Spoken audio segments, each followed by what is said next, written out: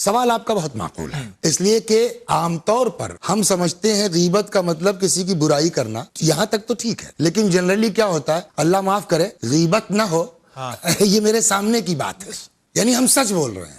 جواب، سچ ہی کا نام غیبت ہے۔ جیسے میں ہوں، میری ایک آنکھ دبی ہوئی ہے، میں کانا ہوں، اچھا ٹھیک، اب آپ نے جو ہے وہ کسی نے پوچھا کہ بھائی عرفان صاحب آپ کے والد کی مجلس اس سال کون پڑھے گا برسی کی؟ آپ نے کہا وسیع حسن۔ اس نے کہا کون؟ وہ مولوی کانے۔ غلط بات تو نہیں کہی اس نے، کانے ہیں، وسیع حسن صاحب کانے ہیں، لیکن دین کہتا ہے کیوں کہا آپ نے؟ اسی سچ بات کا نام غیبت ہے۔ دیکھیے جو چیز ہمارے اندر نہیں ہے وہ اگر آپ کہہ رہے ہیں تو وہ غیبت نہیں ہے، وہ اس کی سپرلیٹو ڈگری ہوگی، وہ تہمت کہلائے گی، الزام کہلائے گا، وہ بہتان ہے، وہ تہمت ہے اگر ہمارے اندر عیب اور آپ بیان کر رہے ہیں وہ غیبت ہے۔ اسی لیے جو غیبت کی ڈیفینیشن بیان کی گئی ہے وہ یہ ہے، بزرگوں نے جو کہی ہے وہ دو طرف ہے، ذکر و اخیق بما یکرہو، یہ ایک ورڈ، ایک لائن کی ڈیفینیشن ہے غیبت کی، اپنے کسی برادر مومن کے بارے میں ایسی بات کہنا کہ اگر وہ سنتا تو بری لگتی اس کو۔ جو غیبت ہے نا، یہ آپ اگر غیبت کر رہے ہیں تو آپ غیبت نہیں کر رہے ہیں، پھر